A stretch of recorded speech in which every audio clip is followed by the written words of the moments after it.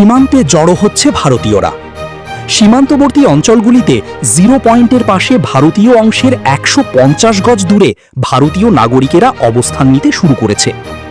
এই ভিডিওটিতে আপনারা দেখতে পাবেন শূন্যরেখার কতটা কাছে বাংলাদেশিরা অবস্থান করছে, যাদের জন্য বিজিবি মাত্র 2-4 জন।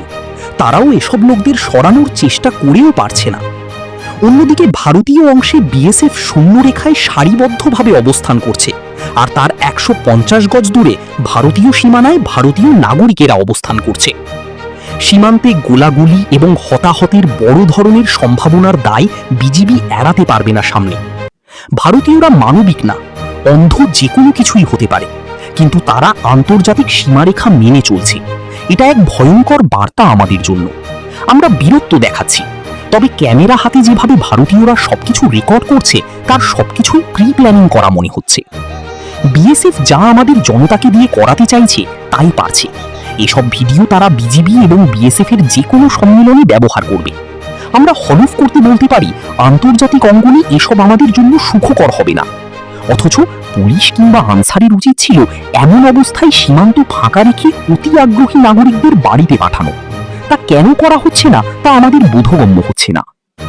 আপনি মানুন আর না মানুন, ভারতীয়রা সভ্যতার পরিচয় দিয়েছেন, কিন্তু বাংলাদেশের জনগণ বরাবর উচ্ছৃঙ্খলতার পরিচয় দিচ্ছে। দেশের অভ্যন্তরে হোক আর আন্তর্জাতিক সীমানার বাইরে। এর জন্য দায়ী কে? সুস্থ মস্তিষ্কে সুস্থ মানসিকতার আমার প্রাণপ্রিয় বাংলাদেশের ভাইয়েরা চিন্তা করবেন একবার নির্মল হয়ে। আমাদের সুন্দর সুশৃঙ্খল সভ্যতাকে আপনারা কোথায় নিয়ে যাচ্ছেন? বিগত বছরগুলো হতে আজ পর্যন্ত প্রশাসনের নাকের ডগায় দাঁড়িয়ে এই উশৃঙ্খল পরিবেশের সৃষ্টি করছে। এর জন্য কি রাষ্ট্রপক্ষ দায়ী নয়? দেশের দুর্বল শাসন ব্যবস্থা দায়ী নয় কি? শিক্ষা ব্যবস্থা দায়ী নয় কি? প্রশাসন কি এর দায় এড়াতে পারবে না? এর উত্তর আপনারাই দেবেন।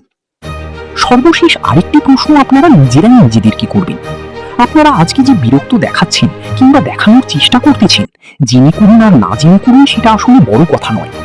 আপনারা কারো পাতানো ফাঁদে পা দিচ্ছেন না তো? বিগত দিনগুলোতে ঘটে যাওয়া সময় নিলেও সেটা বলে দিচ্ছি না তো? আবার নতুন করে কারো পাতানো ফাঁদে পা দিচ্ছেন না তো? আজকের ঘটনার ভিডিও দেখে দেখে আপনারা নিজেদেরকে প্রশ্ন করবেন যে ভারত তথা ভারতীয় সৈন্যরা ও জনগণ শূন্যরেখা লাইন কখনো কি ক্রস করেছে, নাকি বাংলাদেশিরা আন্তর্জাতিক আইন অমান্য করে নিজেরাই নিজেদের পায়ে কুড়াল মারছে? ইন্ডিয়ানরা যেভাবে ভিডিও ক্যাপচার করছে তাতে আপনাদের মনে এতটুকু কি বোধগম্য হয়নি যে আমরা ইন্ডিয়ার কোনো পাতানো ফাঁদে পা দিচ্ছি না তো? এই প্রশ্নটুকু আপনারা নিজেরা নিজেদেরকে করবেন। আশা করি আপনাদের মন্তব্যগুলো কমেন্ট বক্সে অবশ্যই পাবেন।